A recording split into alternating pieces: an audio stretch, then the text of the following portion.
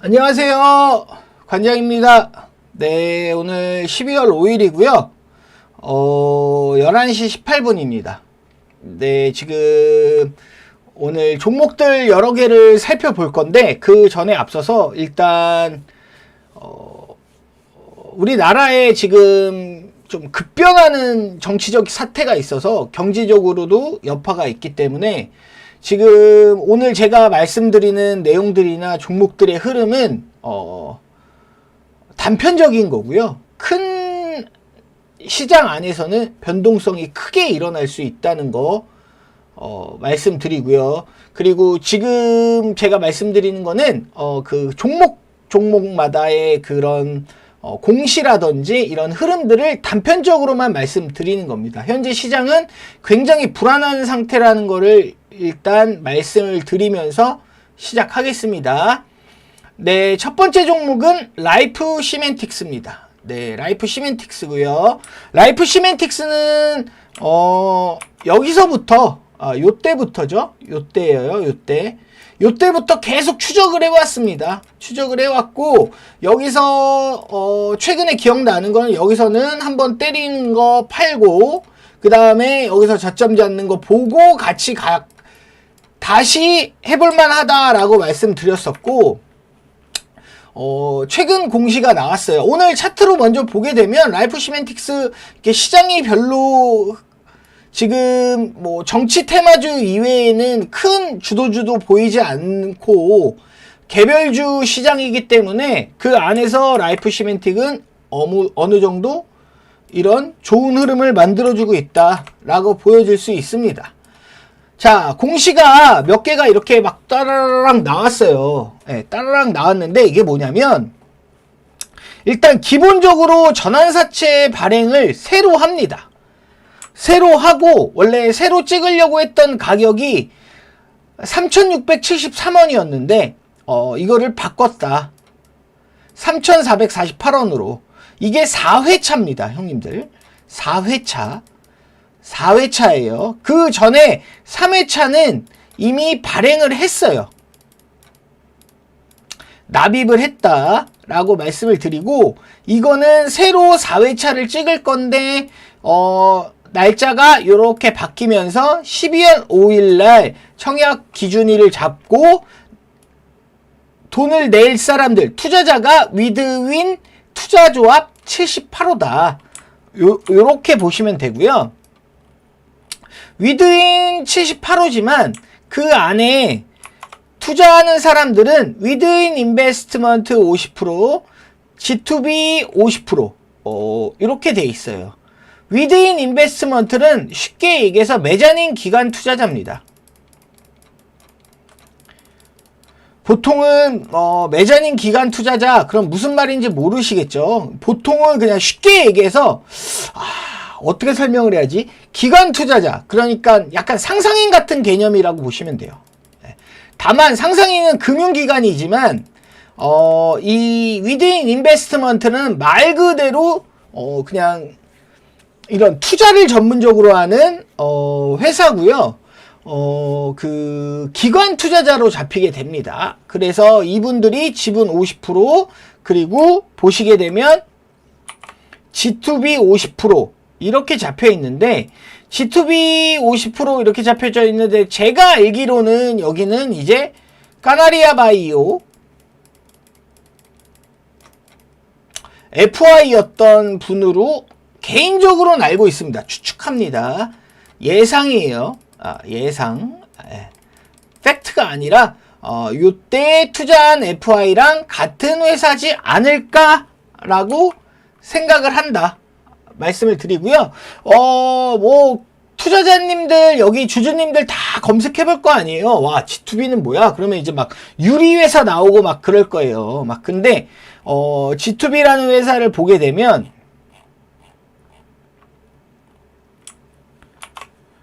그 유리회사는 아닌 게 여기 보시게 되면 재산 총액이 9억입니다. 9억.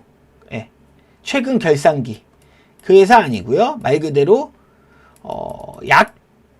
제가 봤을 때는 사모펀드처럼 생각하셔도 될 것 같아요.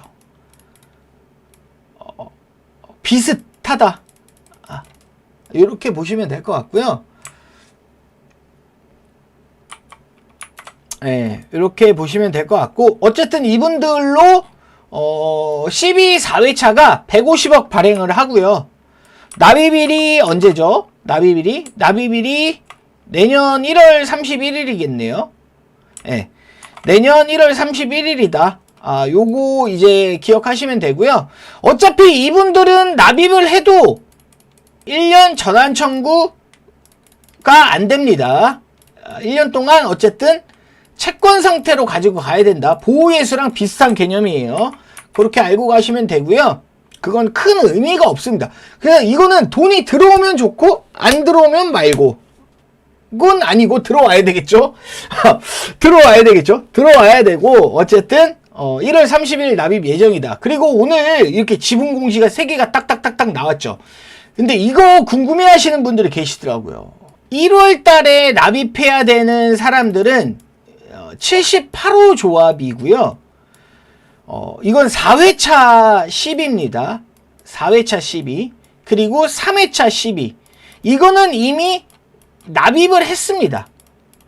납입 완료가 된 거고요. 이거는 이 중에 77호 조합이 들어오는 겁니다. 둘 다 위드윈 조합이고요.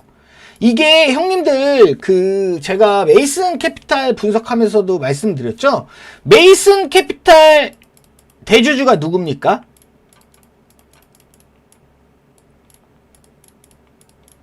메이슨 대주주는 객터스 6호 조합. 근데 여기에 출자를 한 사람들이 리드코프랑 DC라고 말씀을 드렸죠. 실질적으로 그럼 주인은 누구라고 했죠? 리드코프라고 말씀을 드렸죠. 네, 맞아요. 그거랑 똑같은 겁니다. 이게 그러니까 어떻게 이해를 하셔야 되냐면 이 조합의 77호, 78호 이런 것들은 여기에 돈을 누가 넣느냐가 실질적인 투자자이면서 쩐주들인 거고요. 이 위드인 조합 77호, 뭐 78호 이런 거는 쉽게 얘기하면 명의를 빌려주는 겁니다. 명의라고 하면 안 되겠지? 그러니까 그런 투자 회사들이 하나의 그냥 단편적인 그 회사를 만드는 거예요. 투자자들을 모아서 잠깐의 그런 회사들을 만들어서 여기에 지분을 탁탁탁탁 집어넣고 그 지분들이 모아서 한 군데 투자를 해줄 수 있는 회사가 위드인 뭐 몇 호 이렇게 되는 겁니다. 그렇게 이해하시면 되고요. 위드인 77호가 갑자기 뜬금없이 지분 공시를 했어요. 이게 뭐냐면 이게 형님들 저번에 말씀드렸던 12월 1일부터 전환사채에 대한 개정안이 개정안이 이제 됐다고 얘기했죠. 그래서 이 개정안의 중심 내용들 중에 하나가 콜옵션에 대한 겁니다. 콜옵션에 대한 거라 이 콜옵션에 대한 사람들을 이 10일 발행할 때 누가 이거를 콜옵션으로 가져갈지 이런 것들 상세히 공시를 해야 되고 그런 것들에 대한 그 내용들을 공시해야 되기 때문에 이제 나오기 시작하는 겁니다. 이런 공시들이. 앞으로 이제 10일을 신규로 발행하거나 하게 되면 이런 공시들을 많이 보게 될 거예요. 이 내용은 뭐냐면 3회차 12에 대한 내용입니다. 3회차 12에 대한 내용이고 납입을 완료한 내용이고 납입이 완료되어 있는 상태에서 이 위드인 77호가 지금 이 3회차는 먼저 설명을 드릴게요. 3회차는 플리토인가? 플리토 파트너스에서 발행을 해서 상상인한테 바로 매각을 했습니다. 상상인 외 3인. 그래서 이분들이 10일을 발행한 효과라고 말을 했어요. 결론적으로는 이 사람들이 발행한 거다. 왜? 이 사람들이 바로 매각을 하게 되기 때문에 상상인이 어떻게 보면 실질적으로 지분을 다 가지고 있는 거죠. 근데 이 중에서 앞으로 66억치는 누가 가져가겠다는 거야? 3회차는 얼마 발행했죠? 152억 발행했죠. 152억 발행한 것 중에 66억을 누가 가져가겠다는 거야? 위드인 77호라는 분들이 우리가 예약해놨어요. 우리가 이 중에 66억 가져갈 거예요 라고 말한 겁니다. 그래서 미리 선제적으로 지분 공시가 나온 거고요.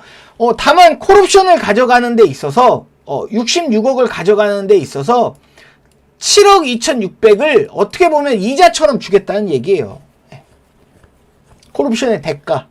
무슨 말씀인지 아시겠죠? 1924원짜리 콜옵션을 가져가면서 212원을 이자를 주고 위드윈 77호가 152억 중에 우리가 66억 가져갈 거야 라고 얘기를 해놓은 겁니다. 그렇게 이해하시면 돼요. 그래서 이 물량은 그러면 지금 나올 수 있는 물량입니까? 아닙니까? 지금 못 나온다. 언제 나올 수 있어요? 25년 11월 28일 이후에 나올 수 있어요. 근데 이거를 주식으로 그때 전환할 수 있습니다. 전환할 수 있다. 그러니까 결론적으로 지금 지분 공시 나온 거는 1년 동안 팔 수 없는 물량들이 공시가 된 거예요. 여기 상상인 저축은행 이만큼 갖고 있다 뭐 이렇게 나오죠. 이게 다 3회차 물량인 겁니다. 이 플리트 파트너스는 지분 봤더니 0% 돼 있죠. 이게 왜? 얘네들이 3회차를 발행했지만 바로 누구한테 넘겼어? 상상인 외 3인한테 넘겼잖아. 그러니까 얘네들은 지분 공시가 빵으로 나오는 거예요. 결론은 얘네들 물량을 갖고 있는 거고 여기서 위드인 77호가 66억 가져가기로 했다. 요 내용입니다. 네. 공시의 내용들은 그 내용이라고 보시면 돼요. 그래서 어쨌든 그럼 이거 주가 어떻게 되는데 제가 전에 설명드렸던 내용이랑 뭐 다른 게 없습니다. 제가 봤을 때 제 기준으로 봤을 때 차이점이 없어요. 이건 뭐라고 얘기했죠? 포인트가 구주 엑시트 3,500원에 있죠? 3,500원 맞나요? 3,500원일 겁니다. 3,500원에 있고 이분들 엑시트가 남아있고 이 엑시트에 매도를 하는 게 개인적으로 주식을 이런 세력주를 봤을 때 맞는 부분이다 라고 말씀을 드렸고 지금 이제 뭐 스타트를 끄는 걸 수도 있고 봐야 되겠지만 앞으로 흐름을 봐야 되겠지만 거래는 좀 더 나와야 될 거라고 생각이 듭니다. 개인적으로는. 그래서 뉴스도 막 나오고 있고 하기 때문에 다음 상승 파동엔 구주 엑시트가 일어나지 않을까. 앞으로 흐름 좋고요. 거래는 더 터져야 된다 라고 개인적으로 보여집니다. 그래서 그러면은 어떻게 해야 돼? 그럼 개인적인 의견을 뭐 하나 드리면 아직까지는 홀딩해도 괜찮을 것 같습니다. 그리고 오늘 투자주의 떴는데 투자주의 뜬 게 소수계좌예요. 소수계좌. 그 누가 샀다는 겁니다. 네. 누가 일부가 샀다는 거야.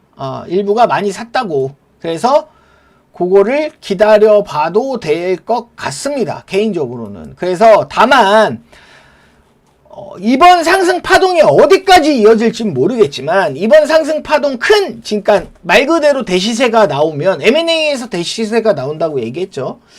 시세가 한번 나오게 되면 일단 기본적으로 장기 투자자가 아닌 이상은 한번 차익 실현을 하는 게 맞다고 봅니다. 말 그대로 구주 엑시트가 일어나고 나선 다시 말씀드리지만 구주 엑시트 이후에는 대주주 보호예수 걸린 FI들 물량 그리고 개미들만 남게 됩니다. 지금 여기에 원래 뭐가 플러스 되어 있는 거야? 구주 FI 장내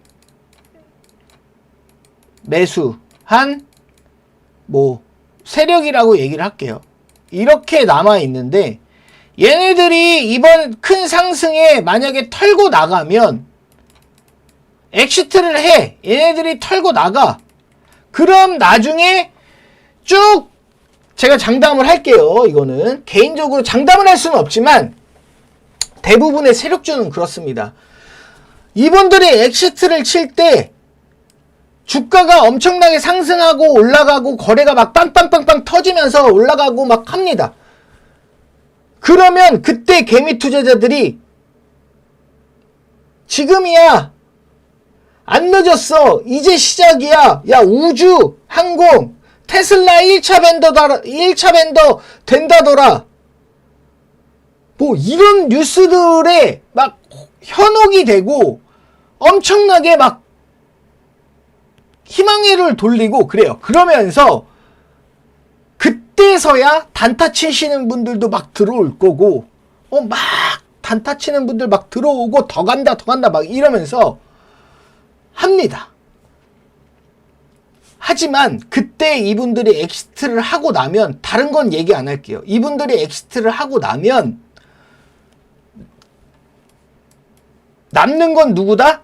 대주주, 보예수 걸린 FI들 물량, 그리고 우리 개미들, 이렇게 셋만 남게 됩니다. 그러면 주가 올라갈 수 있어요? 없어요?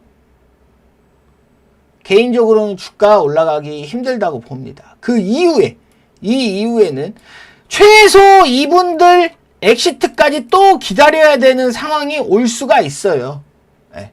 그래서 처음에 한번 여기 포인트에 이분들 구주 엑시트 나갈 때 꼭 같이 한번 수익을 보고 파는 게 맞다 라고 계속 말씀드리고 있습니다.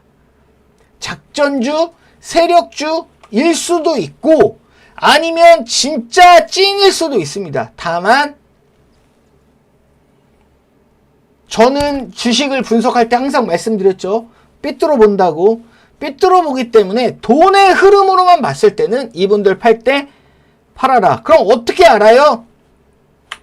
거래량이 많이 터지면서 형님들이 와, 라이프 시멘틱스 뭐야 이런 막 얘기들이 나올 때가 있을 수도 있고요. 그 세력이 크면, 사이즈가 되면, 아무튼 그런 시기가 올 수도 있습니다. 그래서 그런 것들을 주의해서 보시길 바라고요. 어쨌든 라이프 시멘틱스 지금 시장 흐름도 안 좋은데 아주 괜찮은 흐름 보이고 있어서 주주님들 아무튼 축하드리고요.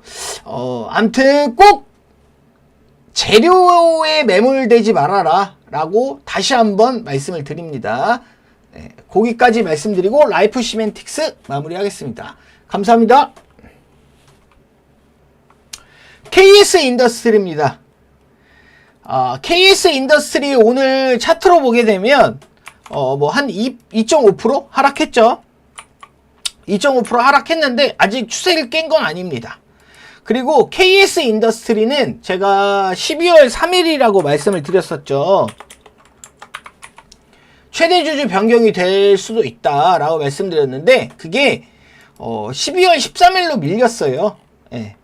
12월 13일로 딜레이가 되면서 그렇죠. 이분들이 최대 주주가 될 거다라고 말씀을 드렸어요. 납입을 하게 되면. 근데 돌아가는 판이 납입을 할 확률이 높다라고 말씀드린 게 일단 대표이사 보드진 자리에 여기 될 분들이 앉혀놨겠고요. 그래서 공동대표이사 선임됐습니다. 임시주총 통과됐고요. 그리고 오늘 공시 나온 게 풋옵션 공시가 나왔습니다. 풋옵션. 이 풋옵션 공시가 의미를 하는 거는요. 일단 볼게요. 일단 요 13일로 딜레이 됐다라는 공시 하나 전해드리고요. 좀 아까 말씀드렸듯이 대표이사가 변경됐고 민봉기 대표이사님이 새 판 짜는 새로운 판을 짜는 최대주주 쪽 이사님으로 들어와서 대표이사로 선임이 돼서 이제 회사에 들어가서 이제 뭐 이것저것 보고 뭐 하겠죠. 뭐 그런 것들 보시면 되고요. 두 번째, 이거 오늘 16회차 풋옵션 나왔죠. 이 풋옵션은 뭐냐면요. 그 전 20억을 풋옵션을 때린 거예요. 이게 풋옵션을 때린 게 왜 풋옵션을 때렸냐면 에어라클이라고 에어라클이라는 회사를 그 전 대주주, 지금 대주주, 바뀔 대주주 말고 지금 대주주가 이 회사를 이제 인수하면서 약간 신사업으로 삼었겠죠. 근데 이거를 형님들 말씀드렸듯이 12로 인수를 한 겁니다. 12로 인수를 했었던 거고, 근데 이제 주주가 세 판이 짠다고 했죠. 제가 봤을 때 이거 세 판 짜진다고. 그러면은 대주주가 바뀌잖아요. 대주주가 바뀌는데 야 이거 뭐야? 우리 이거 안 할 거야. 이거 아니야. 하니까 알겠습니다. 그러면 에어라클이 다시 12를 돌려주면서 받아주면서 그냥 없던 일로, 그러니까 없던 일로 된 걸로 보여집니다. 그래서 새로운 대주주가 올 확률이 더 높아졌다. 대주주 변경 확률이 더 높아진 겁니다. 이해하시나요? 지금 내가 회사를 인수해서 들어올 건데, 내가 회사를 들어와서 인수를 할 건데, 그 전에 있던 대주주가 이거 우리 이 사업 하려고 이 회사 12 주고 인수해놨어. 근데 이거 우리 안 할 거예요. 그러면은 요거를 다시 원래대로 야 12 다시 돌려줘. 그러니까 풋옵션 때려. 돈 다시 줄게. 뭐 이런 식으로 다시 원래대로 간 거기 때문에 새로 바뀌는 대주주는 변경될 확률이 높겠죠. 그렇지 않겠습니까, 형님들? 그 전 대주주가 원래 이렇게 이거를 하려고 했었던 건데 새로 주인이 바뀌기 때문에 이거를 원상복구하는 그런 과정에 있는 거다라고 이해할 수 있습니다. 그래서 KS 인더스트리도 아마 13일날, 저번에는 12월 3일이라고 얘기했는데 요게 딜레이가 됐죠. 13일로 다음 주 금요일인데 납입이 된다면 아마 최대주주 변경이 될 거고요. 최대주주 변경이 될 거고, 다음 주쯤 만약에 좋은 흐름, 주식으로 좋은 흐름을 내보낸다 그러면은 그때 말씀드렸듯이 여기 12랑 이거 이미 전환해 놓은 것들이 많아요. 이미 전환해 놓은 애들이 많이 있습니다. 그래서 그분들이 엑시트를 먼저 할지 아니면 인수 이후에 지금 대주주랑 같이 엑시트를 할지, 지금 대주주와 이 전환된 시비들, 그 전에 전환된 시비들이 내년 이후에 엑시트를 할지, 아니면 얘네들이 먼저 엑시트를 하고 그 다음 내년에 얘네들이 나갈지, 이거는 살펴봐야 된다 라고 말씀을 드렸고, 다만 이 종목을 공략할 때 있어서 원래 12월 3일이라고 얘기하는데 이게 딜레이가 됐기 때문에 이거 13일로 바뀐 거죠. 그럼 13일까지는 단기적으로 짧은 흐름은 나올 수 있다라는 거를 말씀을 드리는 겁니다. 그래서 KS 인더스트리도 만약에 지금 보유 중이시다 그러면은 단기적으로는 13일 전까지의 흐름을 충분히 볼 만하다. 요렇게 보시면 될 것 같아요. 그래서 흐름 나쁜 건 아닙니다. 물론 이렇게 주가 빠진다고 뭐 안 좋게 보실 수도 있는데, 그 각자 그러고는 각자 그 투자에 대한 기준이 있는 거니까요. 저는 괜찮다고 봅니다. KS 인더스트리 12월 13일 날 납입되는 거를 일단 지켜보자. 요 정도 말씀드리겠습니다. 감사합니다. 자, 와이팜입니다. 네, 와이팜이고요. 지금 주가가 이렇게 밑에서 바닥에서 횡보를 하고 있는 모양입니다. 횡보를 하고 있는 모양이고요. 지금 최근에 그저께였죠? 월요일 날이었습니다. 월요일 날 갑자기 주가가 마이너스 10%. 요 꼬리 있죠? 꼬리. 예, 형님들, 요 꼬리 아무것도 아닌 것 같지만 마이너스 10% 갔다 왔습니다. 근데 이 마이너스 10%에서 간 날, 이날 뭐가 이루어졌냐? 대주주 및 임원들의 장내 매수가 이루어졌습니다. 아이고, 고마워라.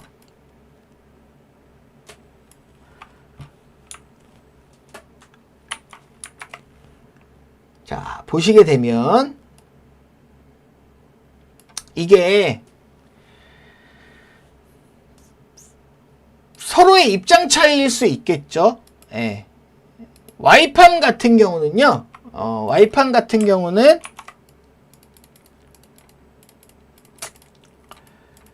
이익잉여금도 충분히 있었어요. 이익잉여금이 충분했었고, 예, 충분했었기 때문에 이걸 가지고 배당을 할 수도 있고요. 아니면은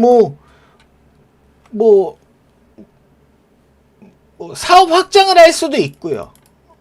이렇습니다. 근데 이분들은 이 사업 확장에 베팅을 한 거죠. 회사에서. 아, 그래, 알았어. 그럼 주주들 입장입니다. 제가 말씀드리는 건 첫 번째 주주들 입장에서 말씀을 드리는 거예요. 사업 확장에 베팅을 했어. 그럼, 그래. 그러면 사업 확장도 되고 주가도 막 오르고 좋겠다. 막 하는데 사업 확장을 하나 한 게 아니라 두 개를 회사를 샀어요. 사니코전자랑 영진하이텍을 샀습니다. 그래? 근데 영진하이텍은 돈이 없어서 추가로 돈을 어떻게 만든다고 얘기를 했던 상황이에요. 근데 주주들 입장에서는 이거를 배당을 아니면 사업 확장을 하면 주가가 올라갈 수도 있고 하는 그런 효과가 있을 수 있었을 텐데 주가가 계속 쳐받고 이렇게 내려가고 있던 상황이에요. 주주들 입장에서는 너무 답답하고 화가 나죠. 와이팜이라는 게 실질적으로 단기 순이익을 제외하고 영업이익적으로 봤을 때는 회사가 지금 굉장히 이 올해에 많이 그 전 상장 이후에 성장을 많이 하고 있는 흐름이었어요. 한마디로 말하면 돈을 못 버는 회사가 아니라는 겁니다. 돈을 못 버는 회사가 아닌데 이렇게 주가가 그러면은 주주 가치 환원에 있어서 주주들 생각을 해주냐 이 말이에요. 주주들 입장에서는 열이 받죠. 주주들 입장에서는 열이 받을 수밖에 없습니다. 아니 사업 확장하고 뭐 한다고 하는데 계속 신저가를 막 쓰고 있고 배당 같은 것도 뭐 얼마 나올지도 모르겠고 지금 돈이 회사에 이익잉여금 있던 거 뭐 사업 확장하면서 사니코전자 인수하고 뭐 영진하이텍 인수하고 앞으로 잘 될 거라는 거 알았어. 그러면은 주주들한테도 주가로 보여줬어야 되는 건데 그런 모습들이 보여지지 않았어요. 계속 때려받고 있었습니다. 이러면서 좀 놀라운 일이 벌어집니다. 놀라운 일이 벌어져요. 그러니까 아까 말씀드렸듯이 마이너스 10% 신저가 2,100원을 갔을 때 이제 회사의 입장으로 말씀을 드려볼게요. 진짜 이게 우리나라 보통 대부분의 회사가 이렇습니다.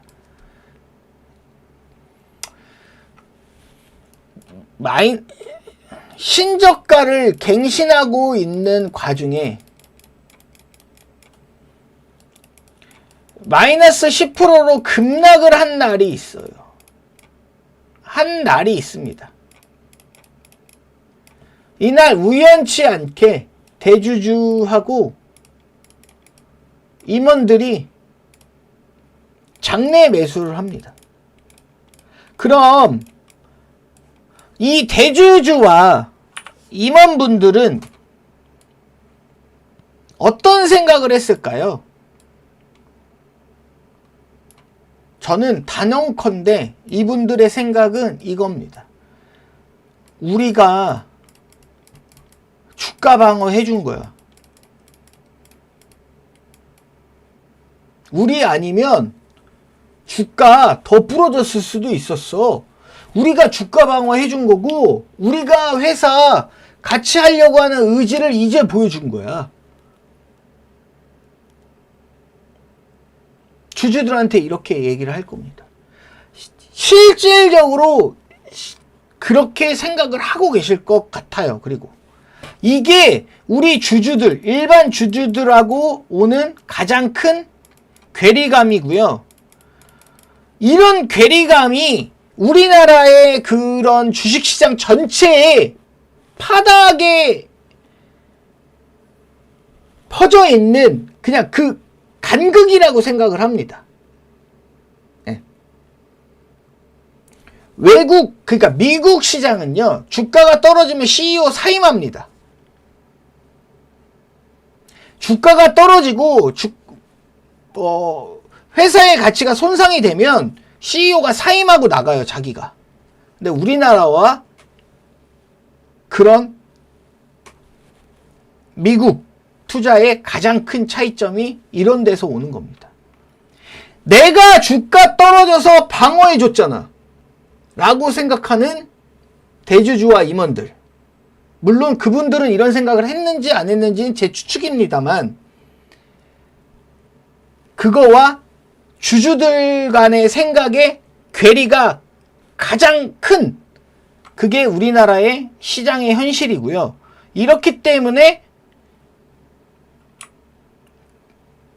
저는 코리아 디스카운트의 가장 큰 전형적인 모습을 보여주는 회사라고 생각을 합니다. 영업이익이 나아지고 있고, 회사가 앞으로 좋은 모습을 보일 거고, 흐름을 만들 거고, 사업 확장을 해나가면서 더 좋은 회사로 나갈 거면 주가가 같이 올라가면서 주주들과 같이 함께 해야 하는데, 그런 모습들이 이루어지지 않고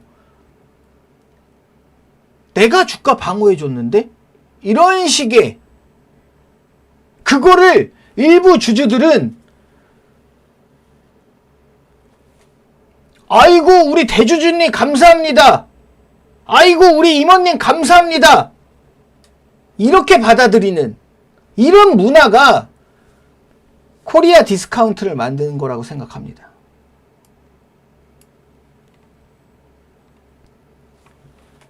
그 이익잉여금 가지고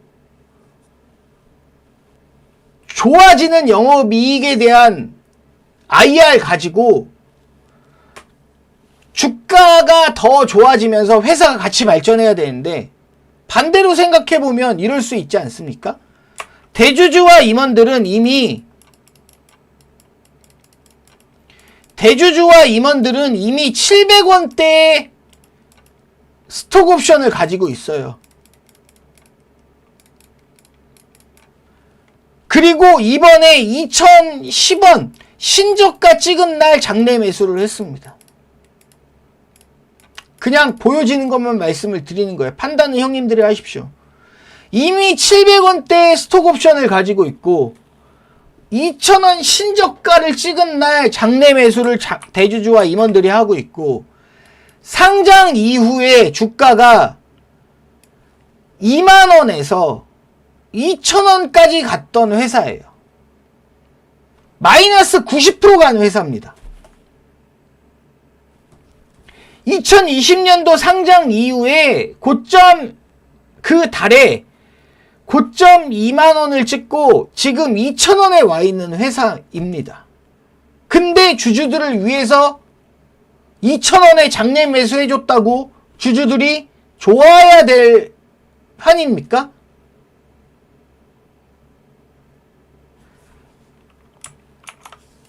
상장 이후 형님들이 생각해보세요. 마이너스 90%를 찍은 회사가 있어요. 근데 회사가 좋아지고 있는데 신저가를 계속 때려받고 거기에서 대주주하고 임원들이 사고 있습니다. 이게 정상적인 회사의 시장입니까?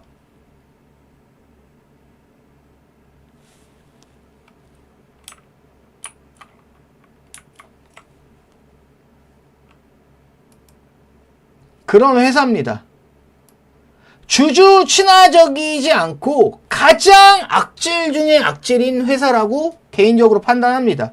다만 실적이 되고 CB 투자자들이 있기 때문에 CB 투자자들은 2,800원대에 있을 겁니다. 노리는 것들이 있었지만 어쨌든 이분들은 1년 보호 예수 물량도 있고 이미 주식으로 바꾼 물량도 있습니다.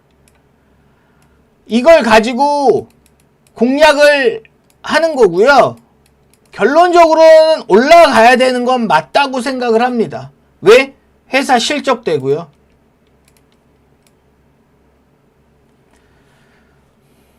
대주주 마인드가 안 된 것 같습니다. 다만 대주주 마인드 안 됐고요. 네. 이렇게 생각하시면 될 것 같아요. 이렇게 생각하시면 될 것 같고요. 이번에 EB를 발행했습니다. 네. 와이팜은 EB를 발행했습니다.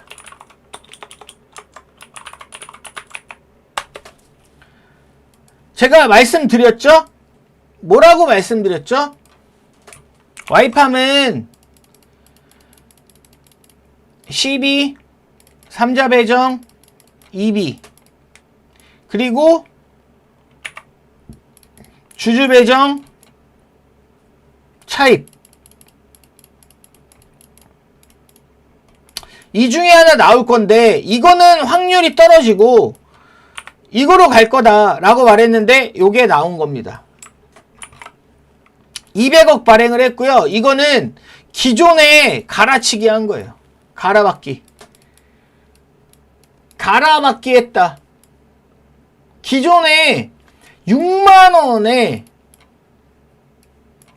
EB를 발행한 게 있어요. 테스나 주식이 있거든요. 형님들 테스나를 인수하려고 했었습니다. 와이팜이. 그래서 테스나 주식을 많이 갖고 있어요. 많이 갖고 있는데 그거를 EB 개념은 그 전에 설명드렸습니다. 자기들이 회사에 자기 주식으로 갖고 있던 자산을 가지고 담보로 돈을 빌리는 그걸 했는데 6만원에 발행을 했다가 6만원을 테스나 기준 주식으로 발행을 했다가 한마디로 말하면 테스나 주식이 6만원 이상 가면 여기에 돈 빌려준 애들은 테스나 주식으로 바꿔서 털고 나가고 아니면 나 돈으로 줘 이렇게 했던 거고요. 근데 돈으로 받아갔던 애들이 결론은 다시 테스나 주식을 담보로 해서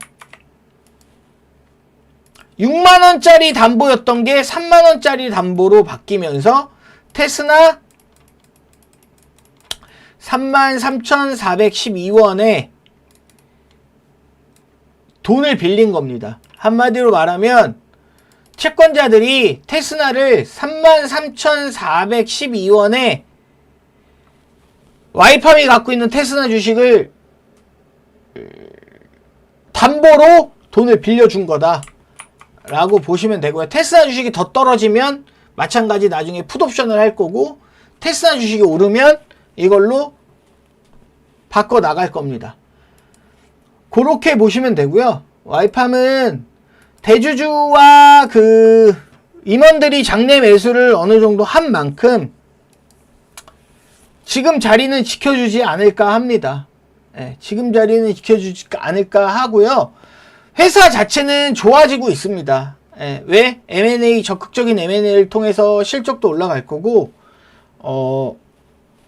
하기 때문에 다만 주주 친화적이진 않다. 요 정도 말씀드릴 수 있겠네요.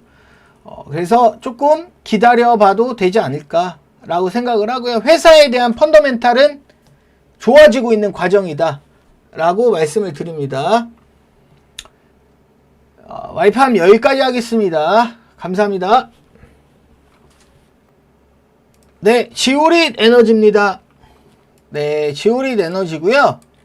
지오릿 에너지는 제가 저번에 계속 말씀드렸듯이 전에 말씀드린 내용을 간략 요약하면 대시세는 아니다. 개인적인 의견입니다. 지오릿 에너지에 대한 개인적인 의견은 대시세는 나오지 않는다. 지금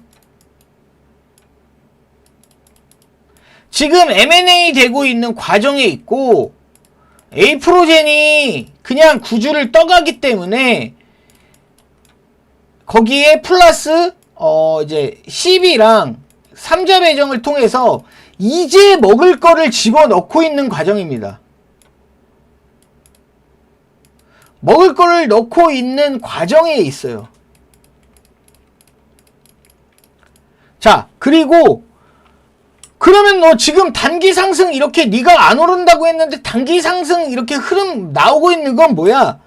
제가 말씀드렸죠. 단기적으로는 모르겠습니다. 저도 단기적인 흐름은 상승이 될지 모르겠어요. 하락이 될지. 다만 결론적으로는 말씀드렸듯이 큰 시세가 나오기는 좀 힘들 거다라고 말씀드리는 이유가 지금 만약에 단기적인 상승이 나오면 뭐라고 얘기를 했죠? 리튬 코리아 애들 물량 정리다.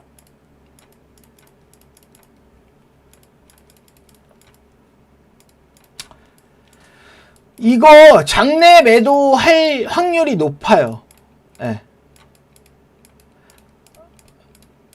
장내 매도할 확률이 굉장히 높습니다.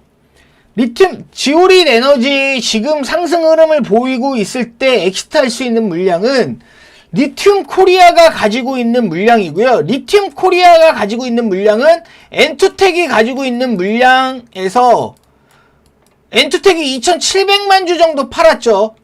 누구한테? 에이프로젠한테. 근데 330만 주 정도 남았잖아.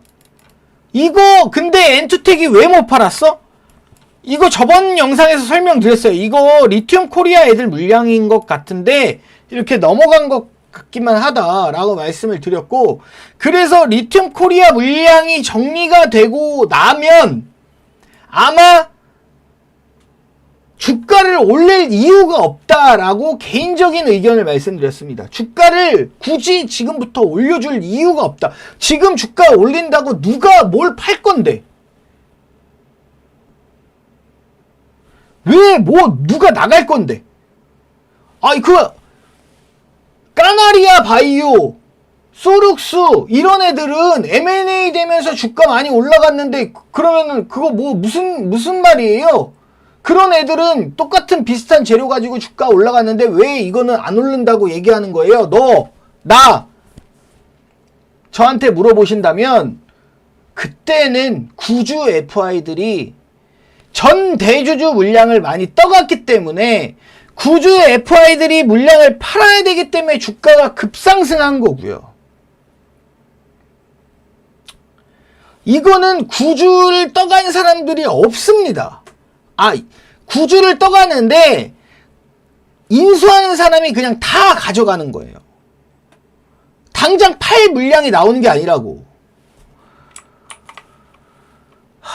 이게 봐보세요, 형님들. 자, 대주주 물량이 있습니다. 이거를 새로 인수한 사람이 가져가. 만약에 얘가 열이 있다고 쳐. 근데 인수하는 사람이 열을 가져가. 그럼 이 사람이 이거 10개 뭐야? 보호의 수잖아. 팔아 못 팔아? 못 팔아. 그냥 내 물량 되는 거라고. 대주주 물량이라고. 대주주 물량이 이쪽에서 이쪽으로 이동한 것 뿐이라고. 근데 주가 상승이 나오는 애들의 특징은 뭐라고 했어요? 대주주 물량이 있죠. 얘가 10개 가지고 있어. 근데 얘네가 인수를 하는 새로운 대주주야. 근데 얘네는 주식을 신주를 찍어서 3자 배정을 찍어서 10개를 가져가. 그리고 이 10개를 FI들을 데려와서 10개를 가져가게 한다고. 그러면 얘네들은 주식 팔 수 있어, 없어? 얘네는 매도가 가능하다고. 그렇기 때문에 이런 구조 안에서는 주가가 날아가는 거고요. 이런 구조가 아니고 그 선제적인 구조에서는 주가가 올라갈 일이 별로 없습니다. 그리고 그 선제적인 구조에서 주가가 올라갈 일이 있다는 거는 그 전 대주주가 자기 물량 말고 나가야 될 물량들이 있을 때, 그런 물량들은 장내에서 소화해줘야 될 때 주가가 어느 정도 흐름을 만들 수 있다 라고 개인적으로는 M&A 주식을 판단한다 라고 말씀을 드렸었습니다. 그래서 지오릿 에너지는 물론 주가가 올라갈 수 있어요. 제 말이 다 맞는 거 아닙니다. 제 말이 다 맞는 거 아니지만 개인적인 의견으로는 대시세는 나오기가 힘들다. 지금은. 다만 지금 지오릿 에너지에 그런 거에 고무가 돼 있어요. 이번에 1000억 발행이 됐습니다. 납입이 됐어요. 납입이 됐어요. 이 중에 510억은 시티 프로퍼티,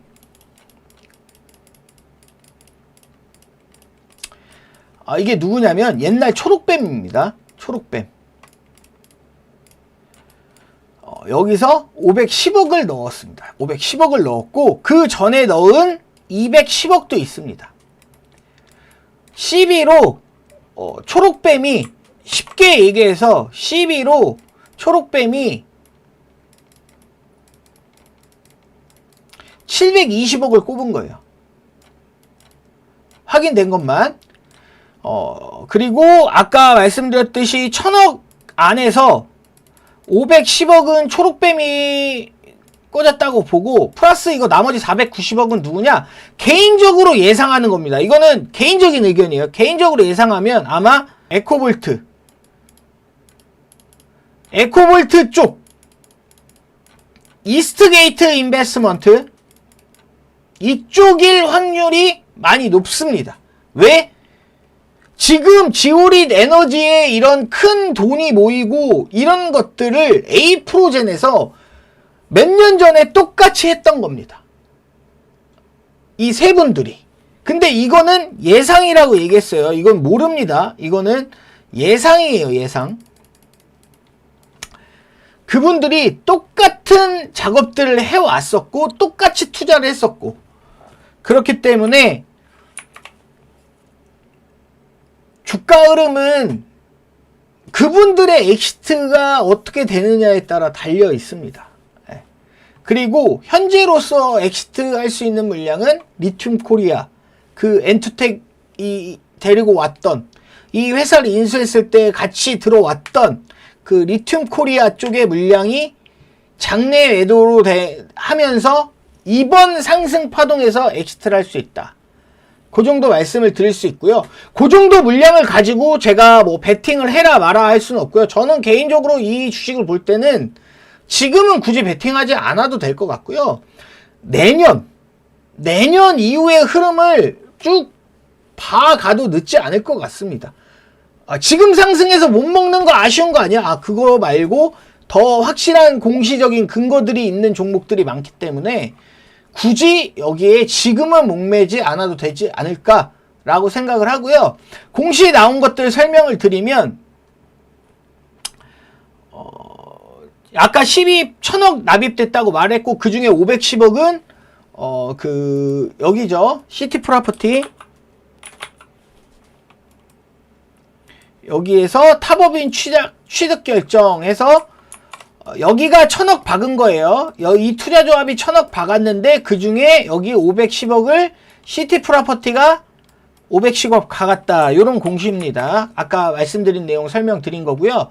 그리고 지오릿 에너지로 다시 들어가서 이거 나온 거 요거 보시게 되면 파킨슨병 예방 치료 원천 기술 권리 취득 이렇게 해갖고 뭐 이렇게 나와요. 정종경 뭐 교수님 뭐 이렇게 나오는데, 이 교수님이 예전에 파킨슨병에서 형님들은 아실지 모르겠지만 옛날에 무슨 다른 회사가 있어요. 제넥셀, 지금은 상폐됐습니다.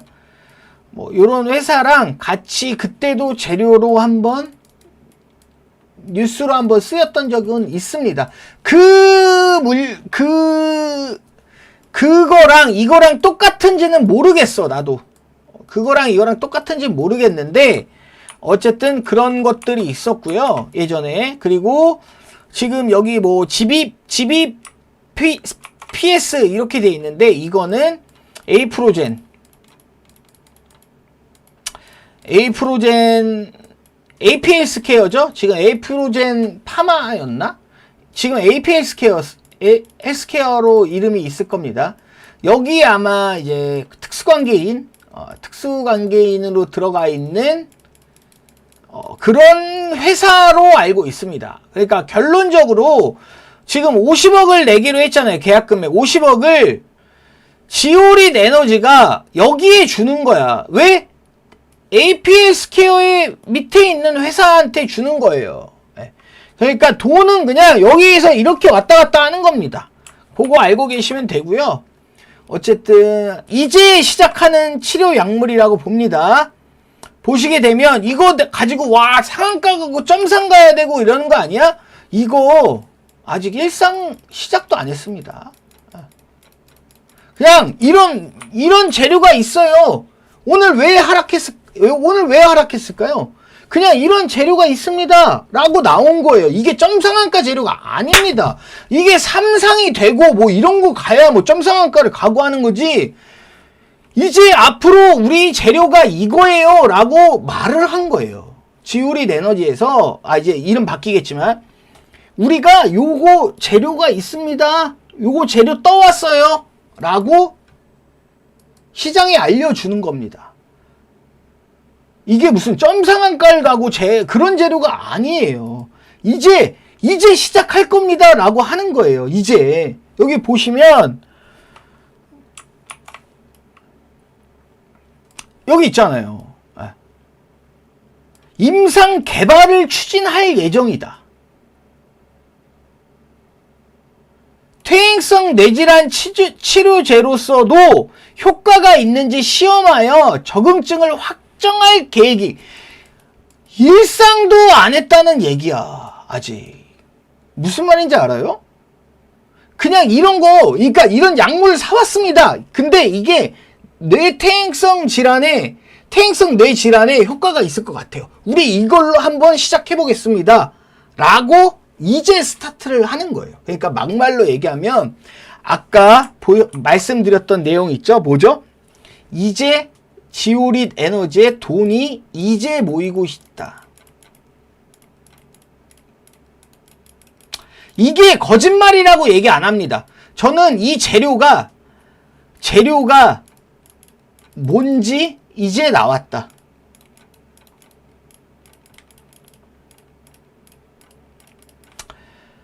이걸 가지고 이제 진짜 연구를 하고 승부를 봐보겠다라고 하는 거고, 이게 진짜일지 앞으로 봐주세요 라고 얘기하는 거고, 시티 프로퍼티나 근데 그런 투자자들이 검토를 어느 정도는 했겠죠. 그렇기 때문에 재료가 짭일 수는 없습니다. 재료가 진짜일 거예요. 재료가 확률이 높기 때문에 그분들도 다 이런저런 자료들을 받아봤을 거고, 그렇기 때문에 투자를 하는 거라. 다만 아직 일상 성공, 이상 성공 이런 거 아니잖아요. 그렇죠. 이제 흐름을 만들어가기 시작할 거다. 그러면 이제 시작하는 과정에 있다 라고 보시면 될 것 같아요. 지오릿 에너지 같은 경우는 끝이 아닙니다. HLB 같은 경우는 삼상에 다 가 있는 거고, 지오릿 에너지의 이런 퇴행성 뇌질환 치료제 재료가 이제 가져온 겁니다. 이제 가져온 거다. 요렇게 생각을 하시면 됩니다. 그래서 저는 지오릿 에너지 같은 경우는 뭐 장기 투자하는 거에 대해서는 뭐 나쁘지 않은데, 단기적으로 흐름을 보고 투자하는 분들한테는 지금은 아니지 않을까라고 생각을 합니다. 그러니까 제가 생각하는 단기 투자, 장기 투자가 다 형님들하고 얘기가 다를 텐데, 완전 초단기적으로는 움직일 수 있어요.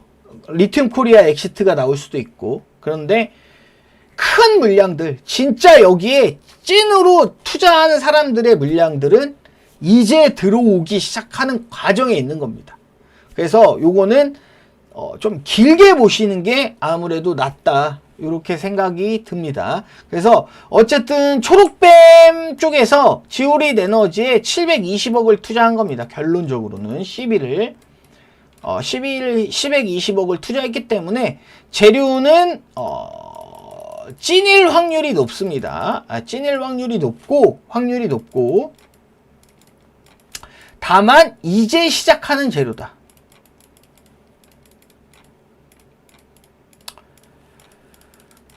이제 시작하는 재료는 대시세가 아니라, 대시세 아니겠죠? 대시세는 언제 나옵니까? 재료 막바지에 나옵니다. 재료의 막바지, 진짜 2상 가고 3상 가고 막 이렇게 할 때 막 나오는 거기 때문에 그런 거는 아직 그런 대시세는 나올 때가 아닌 것 같다. 요 정도까지 계속 보는, 그러니까 지오릿 에너지를 처음 봤을 때부터 설명드렸던 거랑 지금이랑 달라진 거는 하나도 없습니다. 그래서 그 정도 설명드릴 수 있을 것 같고요. 어쨌든 흐름은, 단기 흐름이 좋다 그러면은 제가 봤을 땐 리튬 코리아 엑시트입니다. 그 정도까지 설명드리면서 마무리할게요. 네, 감사합니다.